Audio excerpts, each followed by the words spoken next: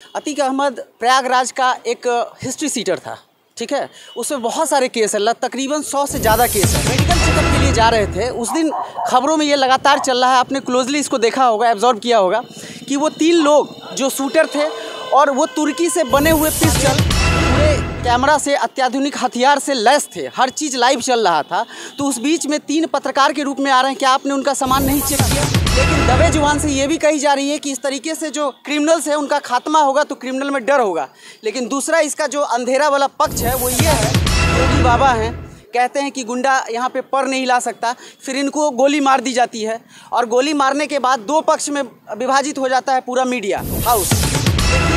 बाहुबली जो रहेगा वो अपना काम करेगा और जिसका सत्ता या संरक्षण रहेगा वो अपना अच्छे से काम करेगा। जी, अगर हम गुंडा हैं, 2 मिनट के लिए कीजिए, और हमको अपना जान का फिक्र नहीं है तो हम तो कहीं घुस के मार सकते हैं। आप कितना भी चाक चौबंद व्यवस्था कर लीजिए। जॉन एफ कैनेडी अमेरिका के राष्ट्रपति थे, क्या उनको गोली नहीं मारा गया? नेहरू चाचा कैसे हो गए? पूरे देश के चाचा कोई हो सकता है? तो आप मानिए हमको पूरे देश के मामू, मानिएगा? गलत काम किए, गलत काम तो भैया किए हैं। हर आदमी कहेगा दारू पीना गलत है, जो पीता है वो भी बोलता है गलत है। और 2016 से अभी तक का आपके पास डाटा है?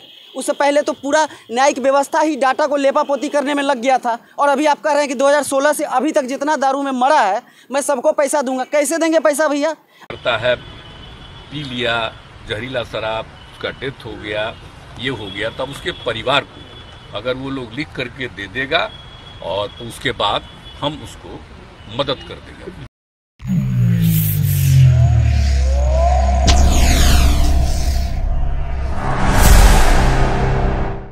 नमस्कार, आदाब, सत श्री अकाल। मैं रवि राठौर और अभी मैं मौजूद हूँ पटना में। अतीक अहमद की गुत्थी को सुलझाने के लिए मैं सारे लोगों से मैं बात करूँगा और कुछ अच्छे जर्नलिस्ट हैं उनसे मैं बात करूँगा। सर, अतीक अहमद का मर्डर है या पुलिस की साजिश? देखिए, अतीक अहमद पे जब हम जाते हैं तो अतीक अहमद के पहले पृष्ठभूमि को खंगालने की ज़रूरत है। अतीक अहमद प्रयागराज का एक हिस्ट्री सीटर था, ठीक है। उसमें बहुत सारे केस है, तकरीबन 100 से ज़्यादा केस है। अब उसमें से कितने केस सही हैं या गलत है ये तो न्यायालय में लंबित था, चल रहा था। मामला खारिज होता, कितनों में उनको सज़ा मिलती और सज़ा याफ्ता भी वो थे। उम्र कैद की सज़ा उनको मिली थी, जैसा आपको पता होगा।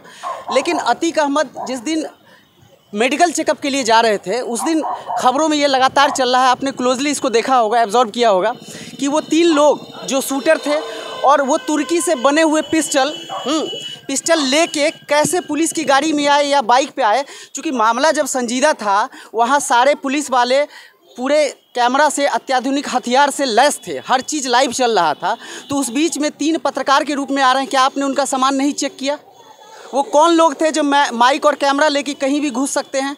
हम छपरा की घटना कवर कर रहे थे जिस समय छपरा में जातिगत रंग देने की कोशिश की गई थी और मार के ख़त्म कर दिया गया था।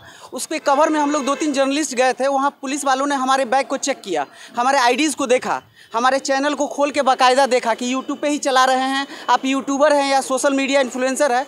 तो उन्होंने चेक किया। इसका चेक करने का महत्व ये होता है कि आप सही में काम करने वाले हैं कि नहीं। फिर वहाँ जब इतना संजीदा माहौल था तो आपने क्यों नहीं चेक किया? सवाल ये बनता है ना।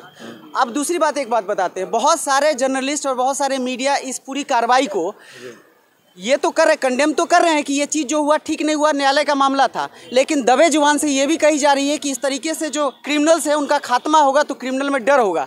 लेकिन दूसरा इसका जो अंधेरा वाला पक्ष है वो ये है कि वो 3 लोग जो अतीक अहमद और उनके भाई को मारा, वो उस तीनों का अब क्या होगा? अब वो तो फिर उभर के बाहर निकलेंगे। अब उनकी हत्या किससे आप करवाएंगे? सवाल बहुत सारा है। लेकिन अतीक अहमद वाले केस में बात ये देखना चाहिए कि जब यूपी में गवर्नमेंट सुशासन की सरकार है, योगी बाबा हैं, कहते हैं कि गुंडा यहाँ पे पर नहीं ला सकता, फिर इनको गोली मार दी जाती है और गोली मारने के बाद 2 पक्ष में विभाजित हो जाता है पूरा मीडिया हाउस। आपको पता है कि लेफ़्ट और राइट का खेल हमारे देश में चलता है। लेफ्टिस्ट का अलग एक बयान होता है, राइट विंग वाले के अलग बयान होता है। लेकिन हम ये बात जानते हैं और पूरी तरीके से कह रहे हैं कि इस तरह के गुंडा का खात्मा तो होना चाहिए। लेकिन जिस तरीके से यहाँ खात्मा हुआ है ये कहीं ना कहीं थोड़े से कानूनी प्रक्रिया पे एक चोट है, एक प्रहार है कि देखिए बाहुबली जो रहेगा वो अपना काम करेगा और जिसका सत्ता या संरक्षण रहेगा वो अपना अच्छे से काम करेगा। जी, और सरकार इसमें नाकामी दिख रही है। सरकार क्यों नाकाम दिखेगी? सरकार अपना काम कर रही है। एक बात बताइए, अगर हम गुंडा हैं, 2 मिनट के लिए कीजिए, और हमको अपना जान का फिक्र नहीं है तो हम तो कहीं घुस के मार सकते हैं। आप कितना भी चाक चौबंद व्यवस्था कर लीजिए। जॉन एफ कैनेडी अमेरिका के राष्ट्रपति थे, क्या उनको गोली नहीं मारा गया? अमेरिका से ज़्यादा मतलब पुलिस व्यवस्था रहती है। उस समय भी अमेरिका में पुलिस थी, फिर भी जॉन एफ कैनेडी को मारी गई गोली।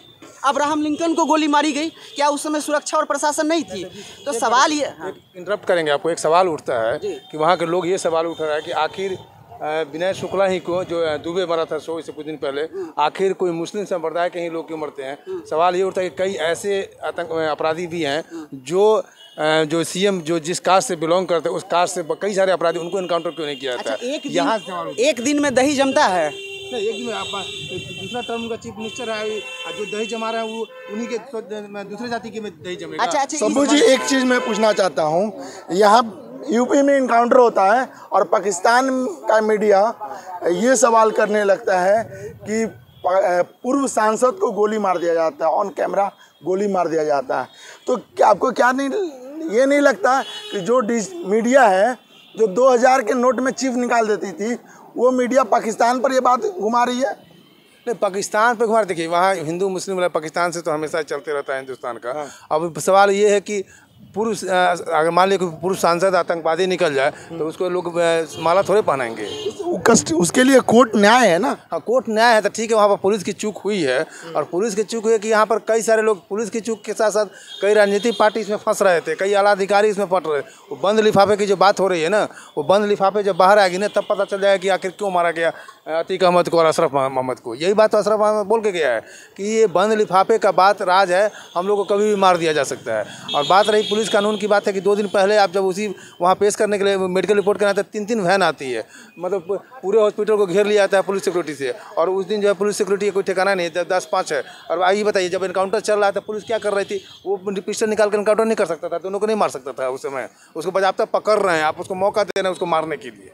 यहाँ तो पुलिस प्रशासन की चूक तो हुई है। यहाँ सवाल उठ जाता है जोगी जी पर कि आप लोग इंटरनल जो है ना कोई पॉलिसी के तहत उनको मारे हैं, मारने की कोशिश की है, मार दी है। लगातार यूपी में इनकाउंटर होता है, इसके बारे में क्या बोलेंगे? इनकाउंटर हो रहा है लगातार, वो अपराधी को देखिए। अब यहाँ देखिए, इसके पीछे बहुत सारा कारण है। कारण ये है कि हमारे इंडिया का जो जजमेंट है ना, कोर्ट है ना, इतना वो लचीला है, उसमें इतना मतलब वो दिखते हैं कि उसके फैसला आने तक इतना टाइम लग जाता है कि जो अपराधी होते हैं से उनका मन बढ़ जाता है, फिर अपराध करने लगते हैं, बेल पे बाहर हो जाते हैं। और जिनके साथ घटना घटती है उनका भी मन टूट जाता है। तो अब सोचता है कि साला ये कोर्ट के फेरा में रहेंगे। कोर्ट अगर इस तरह का जजमेंट देने के लिए लोग कोर्ट को सिखाने के लिए कोर्ट को मौका देते कि आप तुरंत इनजस्टिस जो है ना, आप महीना 2 महीना में फैसला सुनाइए। तो आपराधिक मामला तो राजा भैया के ऊपर भी है।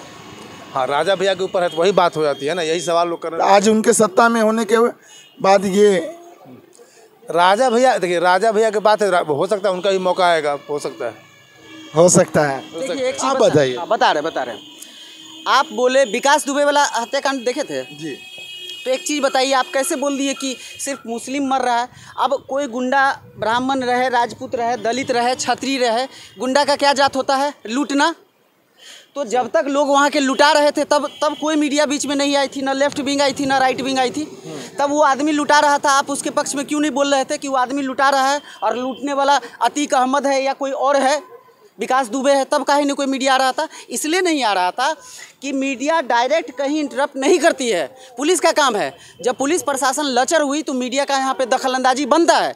लेकिन आपने बताया थोड़ी देर पहले कि जब नोट में चिप लगने की बात हो रही थी तो महिमा मंडन तो हर सरकार में हुई है। कांग्रेस की सरकार थी तब कांग्रेस की महिमा मंडन नहीं हुई थी। कांग्रेस जगह जगह पे, गांधी मैदान तो इंदिरा जी का मूर्ति, तो नेहरू जी का मूर्ति। नेहरू चाचा कैसे हो गए? एक बात बताइए, नेहरू चाचा कैसे हो गए? पूरे देश के चाचा कोई हो सकता है? तो आप मानिए हमको पूरे देश के मामू, मानिएगा? ये सब कवायद होती है, जो सत्ता और शासन में रहते हैं, जो राजा रहते हैं, उनका फरमान जारी होता है। इस पे कोई प्रश्न नहीं पूछता है कि नेहरू चाचा कैसे हो गए, गांधी जी राष्ट्रपिता कैसे हो गए, इस पे कोई नहीं पूछता है सवाल। कैसे कोई पूरे देश का बाप बन सकता है या चाचा बन सकता है, सो बताइए आप। एक वर्ड में आप बताइए, ये जो मर्डर हुआ ये सही है या गलत? देखिए, ये पूरी तरीके से गलत है। मैं कानून पे भरोसा करता हूँ, मुझे हमेशा से माननीय कोर्ट में और न्यायिक प्रक्रिया में भरोसा रहा है। मैं एक जर्नलिस्ट हूँ, मैं एक पत्रकार हूँ, यूट्यूबर हूँ, ठीक है।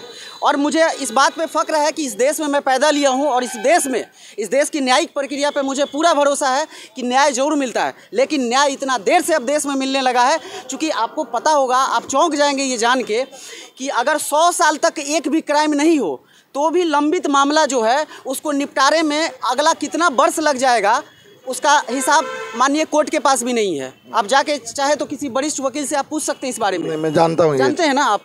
तो सोचिए कि इतना ज़्यादा यहाँ पे अपराध है और इतना ज़्यादा मामला लंबित है कि इन सारे चीज़ों को हम लोग हौज पौज हो जाते हैं। अभी ये प्रक्रिया हुई अतीक अहमद मर्डर कांड, अब इसके बाद अन्य जो अपराधी हैं, जो हिस्ट्री सीटर हैं, उनका नाम आ रहा है। खुदा ना खास्ते उनके साथ भी कुछ हो जाए या उनकी भी इनकाउंटर हो जाए या दूसरा एक गुंडा निकले और उसको भी शूट आउट कर दे, फिर ये इस तरह का प्रक्रिया चलते रहेगा।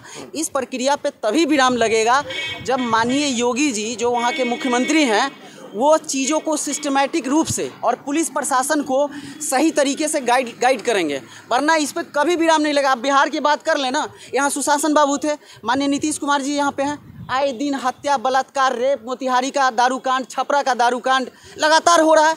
सरकार ही बदल जाती है अपनी बात में। नीतीश कुमार जी पहले क्या बोले थे? दारू पियोगे मरोगे, मैं 1 रुपया नहीं, अठन्नी नहीं दूंगा। अब देखिए चुनाव जब करीब आ रहा है, 25 और 24 का लोकसभा और 25 का विधानसभा, तो अब क्या बोल रहे हैं? मैं 4-4 लाख दूंगा। करता है, पी लिया जहरीला शराब, उसका डेथ हो गया, ये हो गया, तब उसके परिवार को अगर वो लोग लिख करके दे देगा और तो उसके बाद हम उसको मदद कर देंगे। साहब ये सब ठीक नहीं है और नहीं करना चाहिए, और उसके बाद उसको नुकसान हो रहा तो उसको हम उस परिवार को मदद कर देंगे, ये हमने सोच लिया। करेगा कि हाँ दारू पियो, बहुत अच्छा काम कर रहे हो। तो अब माननीय मुख्यमंत्री जी इस तरह के जो बयान दे रहे हैं, ये कितना मतलब हाथ और सर पैर वाला बयान है मुख्यमंत्री जी का, कि कह रहे हैं कि उस परिवार से लिखित लेंगे कि वो गलत काम किए। गलत काम तो भैया किए हैं, हर आदमी कहेगा दारू पीना गलत है, जो पीता है वो भी बोलता है गलत है। और 2016 से अभी तक का आपके पास डाटा है? उससे पहले तो पूरा न्यायिक व्यवस्था ही डाटा को लेपापोती करने में लग गया था, और अभी आप कह रहे हैं कि 2016 से अभी तक जितना दारू में मरा है मैं सबको पैसा दूंगा। कैसे देंगे पैसा भैया? आपके पास ना डाटा है, ना कोई आपके पास लिखित है। तो चुनौल जो लिखेगा उसको आप दीजिएगा, चूँकि चुनाव आ रहा है। हर कस्बे से उठाइएगा जहां आपकी वोट रहेगी, वोट बैंक आपका जहां स्वार्थ सिद्ध होगा, वहां के 4 दारू पीने वालों को पकड़िएगा और उसको 4-4 लाख रुपया दीजिएगा। चुनाव में ये बात बड़ा फ़ायदा करेगा। लेकिन बताइए पत्रकार महोदय, इस तरीके से सिस्टम चलता है? अतीक को मार दिए, दारू पिला के मार दिए, कहाँ से दारू आ रहा है? 6 ट्रक दारू एंट्री करता है, 1 ट्रक शोक होता है, कहता है कि 1 ट्रक पकड़ाया, तो 5 ट्रक जो दारू यहाँ बिक रहा है वो कहाँ से बिक रहा है? इसका मतलब बिहार में घरे घर दारू बन रहा है। हर बात आप अपने पलट जाते हैं। अरे पार्टी से पलटते हैं तो सही बात है, बीजेपी बदलिए, राजद में आइए, एनसीपी में जाइए, ये आपका मसला है। क्योंकि राजनीतिक पार्टियों का तो अब कोई न ध्येय बचा है न कैरेक्टर बचा है। राजनीतिक पार्टियां अब मतलब बिना कैरेक्टर के है। उसका देखिए, राजा का जहां स्वार्थ फंसेगा ना, वहां राजा लड़ाई कर लेगा। अभी तेजस्वी बाबू के साथ इनका स्वार्थ फंसेगा, जैसे ही देखेंगे कि ईडी सीबीआई तेजस्वी बाबू को उठा लेगा, पटाख से वहाँ से निकलेंगे और फिर अपना एक नया आरा बोल देंगे। लेकिन जब तक स्वार्थ इनका रहेगा मिले रहेंगे। जब तक स्वार्थ रहा, एनडीए बनी रही, बहुत अच्छा सुशासन चल रहा था, तुरंत इनका स्वार्थ फंसना चालू हुआ, तुरंत आ गए आरजेडी में। लोग भी बहुत कमाल के हैं यहाँ पे।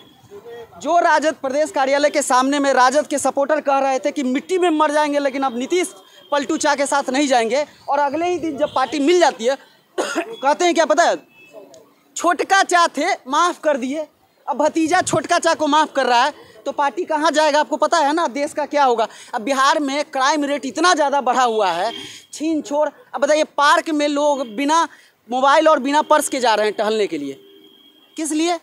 चैन उन उतार देते हैं, चिंता ही बढ़ गया। अब इस पर कोई बात नहीं करेगा, चर्चा नहीं करेगा, कहेगा क्या? नहीं, सरकार बहुत अच्छा है। किस लिए? कि आप सपोर्टर हैं। और यही बात यूपी में हो रहा है, यही बात यूपी में हो रहा है ना, तो तकलीफ़ लग रहा है। ये चीज़ बदलेगा तब जब आप, हम और प्रशासन तीनों बदलेगा। जनता को भी बदलना पड़ेगा, और जनता को भी सरकार चुनने से पहले लिखित ले लेना चाहिए कि पलटू चाह आपको दे रहे हैं वोट, तो आप पलटिएगा तो नहीं। अब दिया वोट मैंने जदयू को, और शासन कर रहा है हम पे राजद। दिया मैंने वोट राजद को और शासन कर रहा है हम पे बीजेपी, दिया वोट मैंने एनसीपी को, शासन कर रहा है निर्दलीय। ये कहाँ का भाई प्रक्रिया है? ये तो आप बेवकूफ़ बना रहे हैं जनता को, और जनता हमेशा बनती रहेगी। मोबाइल फ़ोन सबके पास स्मार्टफोन है, भोजपुरी गाना सुनिए, बेवकूफ़ बनिए, बस इतना ही जी। ये हमारा प्रयास आपको कैसा लगा आप हमें कमेंट बॉक्स में भी कमेंट कर सकते हैं। अगर आप हमें फेसबुक पर देख रहे हैं तो लाइक करें, यूट्यूब पर देख रहे हैं तो सब्सक्राइब करें। धन्यवाद।